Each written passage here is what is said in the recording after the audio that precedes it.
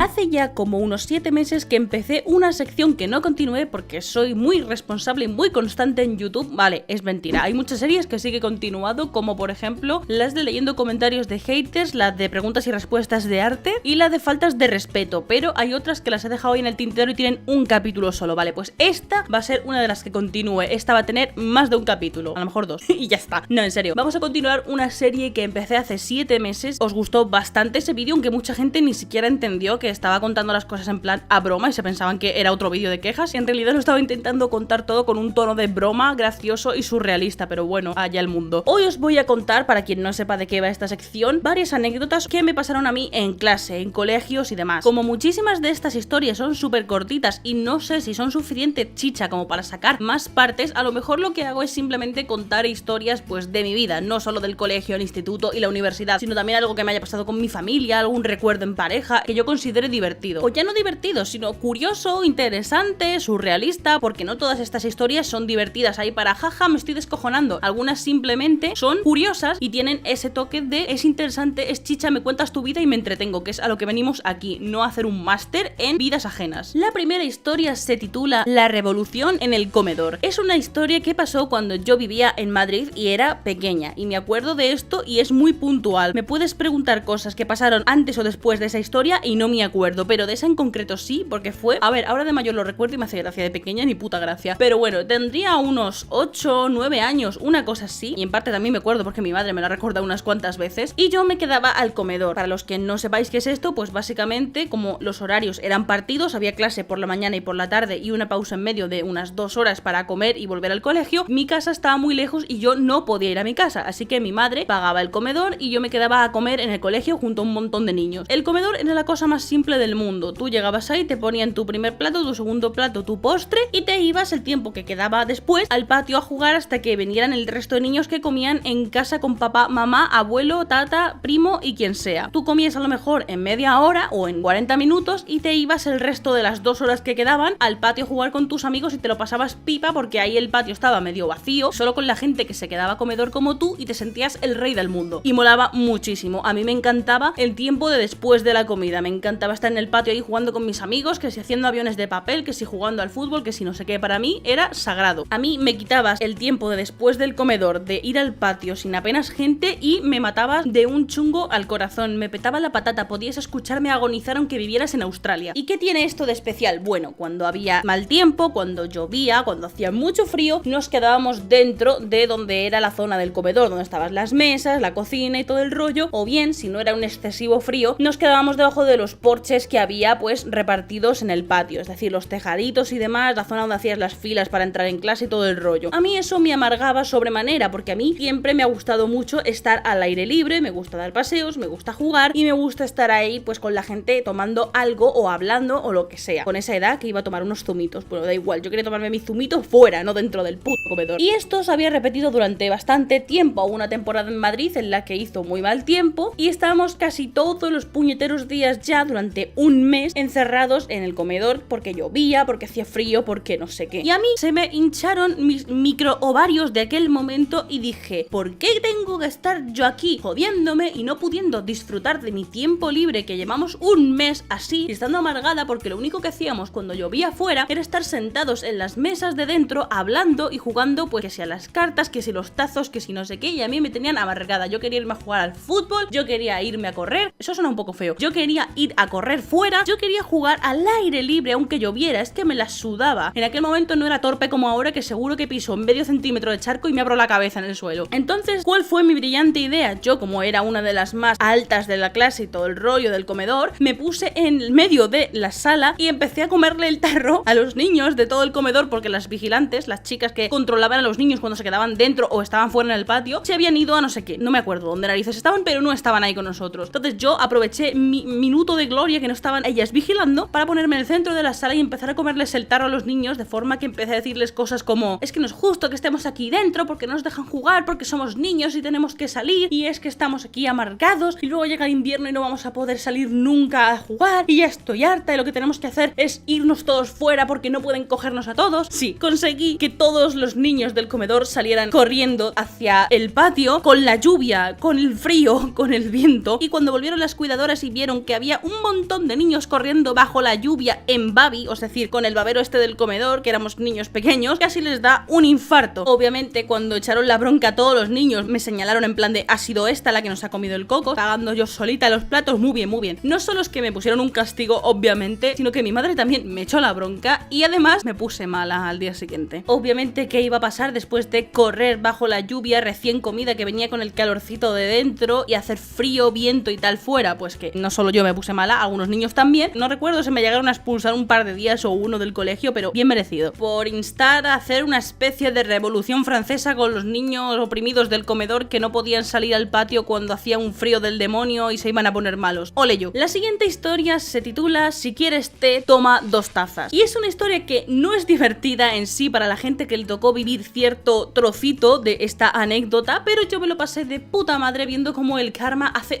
en la boquita a la gente. O bueno, no ya el karma, sino que donde las dan las toman, vamos a ponerlo así. Os pongo en contexto. En el colegio en el que sucedió lo de la profesora esta de plástica que se iba a fumar y hacer el tonto con la gente macarrilla de mi clase, por así decirlo, sucedió que cuando yo llegué a ese colegio, creo que fueron las primeras semanas que yo llegué, instituto, no colegio, perdón, las primeras semanas que yo llegué, yo en clase de plástica destaqué por dibujar de forma pues distinta al resto, ¿vale? Vamos a dejarlo ahí. Y entonces me encargaron a mí como principal persona que llevaba a cabo un proyecto que era decorar las paredes del instituto con cuadros de pop art. Los cuadros los teníamos que pintar nosotros. Y otra cosa no, pero en tema académico siempre me he esforzado un montón. De hacer todas las tareas a tiempo, de trabajar y entregar todo siempre bien, de si te mandan algo no dejarlo para el último día y hacerlo lo mejor posible. Y me jodía sobremanera la gente que se rascaba el higo en clase y luego pretendían que les diera todo mascadito. Y a día de hoy me sigue jodiendo un montón. Me refiero a esta gente que no es que esté enferma, no es que tenga ningún problema ni nada, sino que no les da la gana trabajar. Como era normal, a mí el dibujo me gusta, me encanta. Me puse a trabajar desde el minuto 0 en esos cuadros de pop junto a un grupo de personas entre las que estaban 2 chicas que son las protagonistas de esta anécdota. Mi grupo creo que estaba hecho por un chico y unas 4 chicas, de las cuales trabajaban una y luego la otra era yo y el chico que sí que trabajaba bastante. Nosotros nos pusimos a trabajar como era lo que teníamos que hacer, mientras que estas 2 chicas aparte se iban al fondo de la clase a jugar, a hacer el tonto, a gritar y a berrear con el resto de becerros de la clase, vamos a dejarlo así. Ese proyecto era para largo, teníamos que trabajarlo durante muchos días porque no era una cosa que hagas en una clase o en 2. De hecho teníamos que llevar cartón pluma de una clase a otra y tal para ir trabajando los ratos libres que tuviéramos, y eso es lo que hacíamos. Si nos sobraba hueco en cualquier clase, nos matábamos la chica esta, el otro chico y yo a intentar terminar nuestros cuadros. Las otras 2 chicas no hacían ni el huevo. Un bonito día, no sé qué clase era, no sé si era gallego, religión, no sé qué clase estábamos dando, pero sobró tiempo, no sé por qué la clase terminó antes y la profesora nos dejó bajar al patio o hacer lo que nos diera la gana. Y estas chicas, las que se separaban del grupo, las que no trabajaban nada, decidieron, se les encendió la bombilla y ¡pop! ¡Oh, Dios mío! Tengo que trabajar, soy un alumno. Y decidieron que iban a ponerse a hacer los cuadros. Pero tanto la chica esta que trabajaba conmigo como el otro chico como yo estábamos hasta lo que viene siendo el chumino de trabajar y que ellas no hicieran nada, así que nosotros nos largamos al patio, o por lo menos eso pretendíamos, porque en cuanto intentamos atravesar la puerta de clase para irnos al patio, las otras 2 chicas que se habían estado rascando el higo nos dijeron: ¿pero a dónde vais? Tenemos que hacer los cuadros. A lo que las otras 2 personas que trabajaron conmigo se largaron y no les hicieron ni caso, y yo me giré y les pregunté en plan de ¿qué coño estáis diciendo? Y se pusieron: claro, porque es que hay que entregarlo dentro de no sé cuánto tiempo y hay que hacerlo y no sé qué, todas agobiadas. Yo me quedé atónita, me quedé así mirándolas en plan de con cara de entre asco e incredulidad y les dije: cuando trabajéis vosotras la mitad de lo que he trabajado yo o cualquiera del equipo, entonces hablamos. Y se les quedó una cara de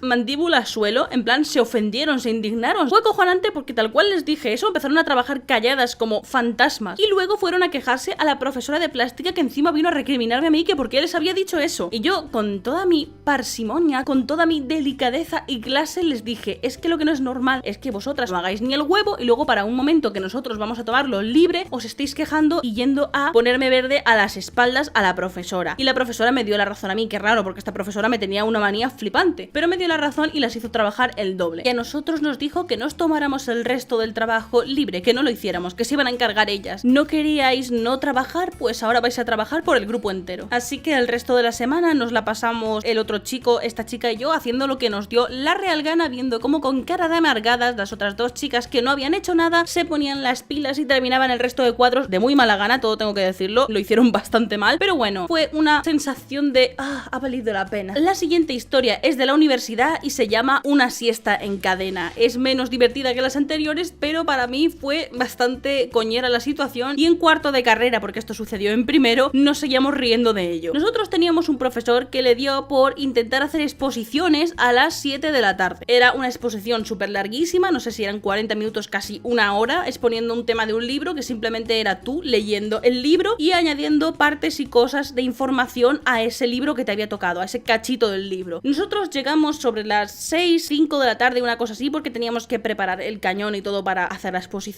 a una sala gigante, ¿vale? Esto era creo que invierno, creo que era enero o algo así, era ya prácticamente noche cerrada a esa hora y habíamos tenido clase anteriormente, así que estábamos un poco en la mierda, para qué mentir. Eran casi las 7 y ya teníamos la energía por los suelos. De hecho, creo que una compañera llegó a quedarse dormida sobre el tablón donde teníamos que subirnos para exponer, que es así como de maderita y es enorme, ocupa pues toda la clase, y se llegó a echar una siesta ahí encima, muy mona ella. De hecho, creo que la dibujé. Si algún día encuentro ese dibujo, lo enseñaré enseñando dibujos antiguos. Yo encima soy de las últimas, por apellido, soy de las últimas de la clase, creo que era la antepenúltima, si no la penúltima, y me quería morir en ese momento. Era como, llevo 7, 8 exposiciones de unos 40 minutos y soy casi la última en exponer, me quiero ir a mi casa y llorar amargamente en una esquina. Los demás teníamos que estar sentados en unas gradas que iban de abajo hacia arriba, el profesor estaba detrás de nosotros, no nos veía la cabeza, nos veía la nuca, y teníamos que estar mirando y súper atentos porque igual nos hacía alguna pregunta sobre la exposición del compañero y tal, y lo único que se veía era un puñado de alumnos ahí, esparcidos cada uno con cuentagotas, cruzados de brazos, repanchingados en su asiento y con la cabeza que cada 2x3 hacía un